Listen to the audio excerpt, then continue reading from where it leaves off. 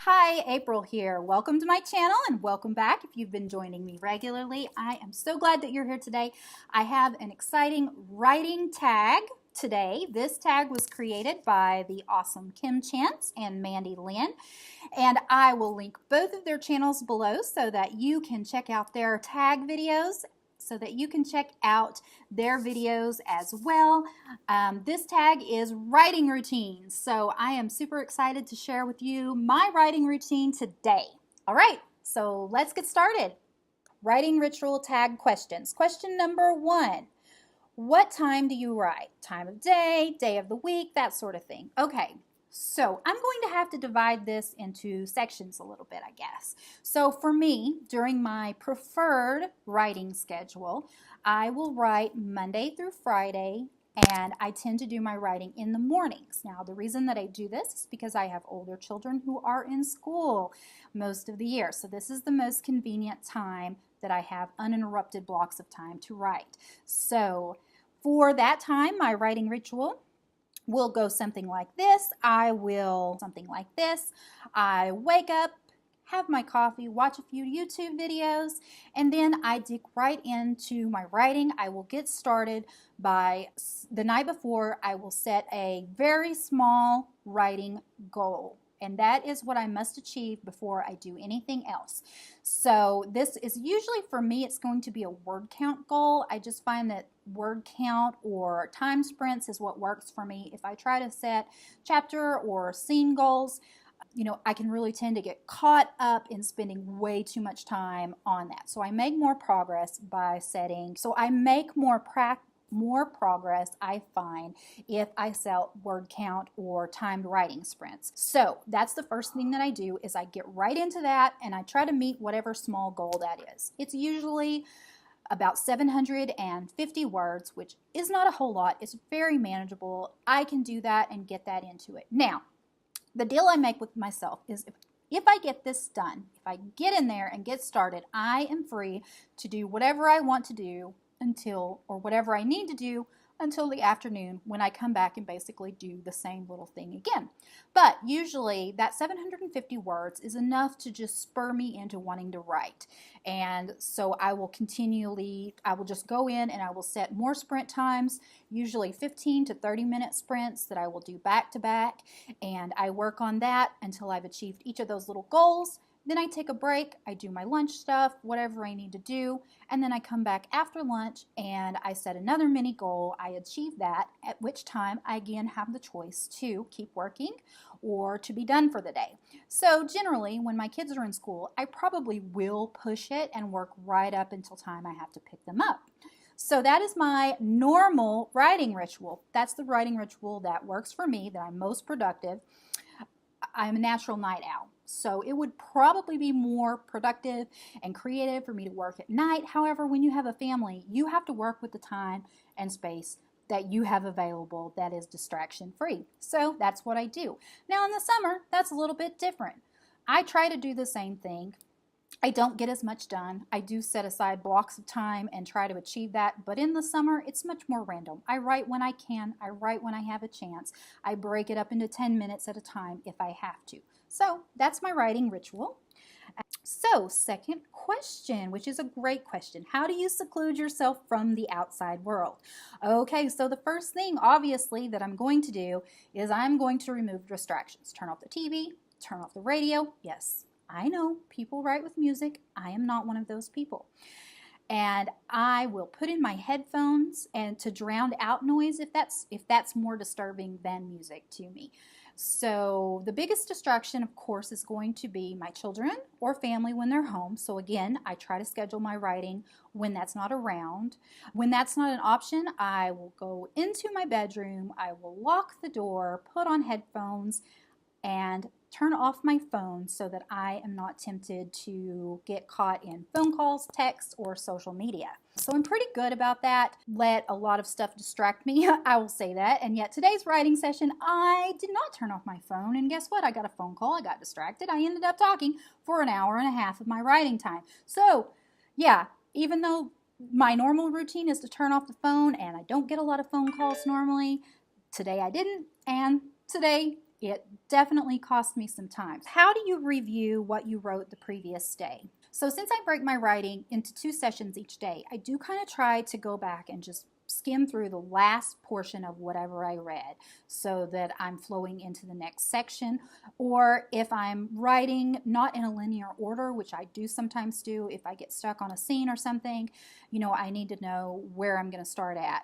So I will review, whatever comes right before that and read that. But I have to be really careful because I'm a writer who is very distracted while I'm reading my work, tempted to start editing. And that can really eat up the time that I have to spend on producing no content. There's definitely a time and a place for editing. And for me right now, I just find that I can't read too much of what I've written. I start second guessing it, I start getting frustrated, I start making edits, and I get caught up in it. So basically the answer to that is I just read the very end of whatever I was working on and move right along without getting caught up into that. And then at the end of the day, when I'm done with my writing, that's the time that I can go back, reread what I've done, and make small edits as I go along so that I don't have such a big editing mess at the very end. When I first started this draft, I didn't edit at all. I just wrote straight through Camp NaNoWriMo style, and that worked great, and I finished it quickly, but I did find I have a lot of edits to do. So I do go back and edit at the end of the day instead of in the morning. What song is your go-to when you're feeling uninspired? Okay, so I really don't have a specific, like I kind of mentioned, I'm really not a writer who writes to music, but if I do need something to get me inspired, I would probably turn to anything by Chainsmokers or Pink. Okay, next question. What tools do you use when you are writing? Okay, so my go-to tools for just everyday writing are going to be my MacBook Air, Scrivener, which is the software that I use, Grammarly, only when I'm editing. I also use the 5K words per hour app. I have a video about that if you want to know more, and I will link that down below. But that is basically how I time and track my word counts and my writing sprints.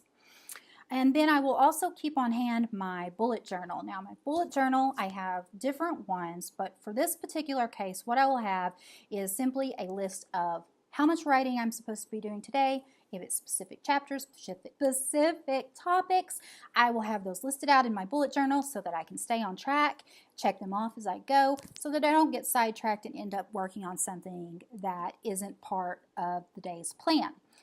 Of course, sometimes you have inspiration that happens and you do have to shove that to the side. But as a general rule, I do kind of have a plan for what I'm going to write that day, how much I'm going to write that day.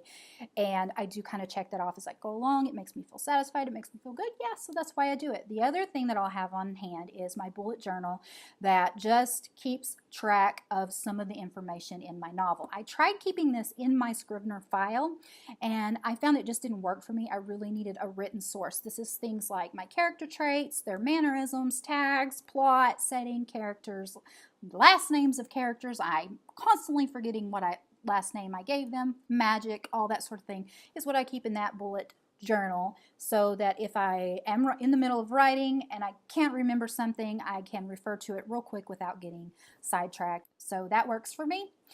And yeah, that's pretty much it.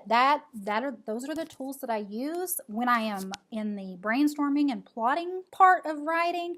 I do that a lot of pen and paper and post-it notes and kind of hands-on, but during the actual writing process, it's mainly electronic with the exception of the bullet. Okay, so the next question, what is the one thing you cannot live without during a writing session?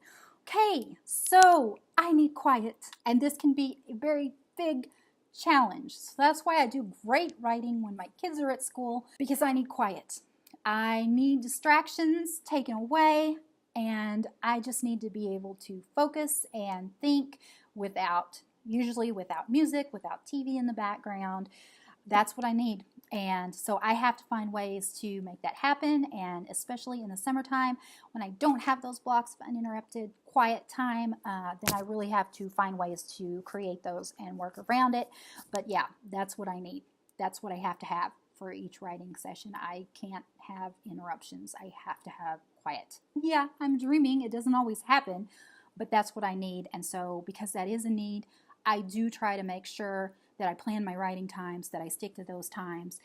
So the other thing I do have to have besides quiet is something to drink. I'm very thirsty. I have to have something to drink. My go-to drinks are water, Coke Zero, coffee, and tea. So the last question is, how do you know when you're done writing? Oh, so that's a fun question.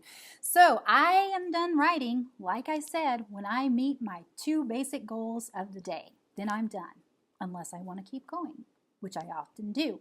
So at that point, it's based on, have I completed the other goals I may have set myself for the day? And then after that, it's when I start to get frustrated, when I start to get irritable, or when my distraction-free time is over. That's when I'm done writing for the day. So yeah, there you go. So yeah, that's it. What a fun writing rituals tag. I hope that this is helpful for you. And I'm going to go ahead and tag a couple of ladies. I'm going to tag Natalie Roberts, Ellen Reed, and Emily Bourne to challenge them to do this tag as well. There are some fellow Instagram pals that have YouTube channels, and so I will leave a link to their channels below so that you can check them out.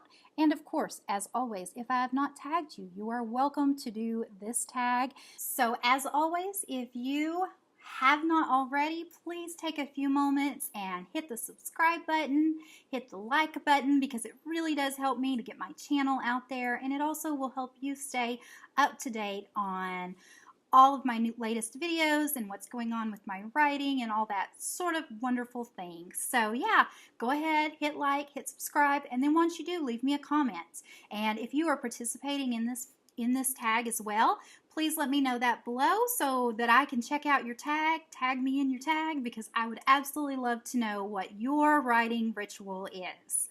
That's all I have for you today. Don't forget, you can find links to my website and my newsletter and all of my social media down in the box below.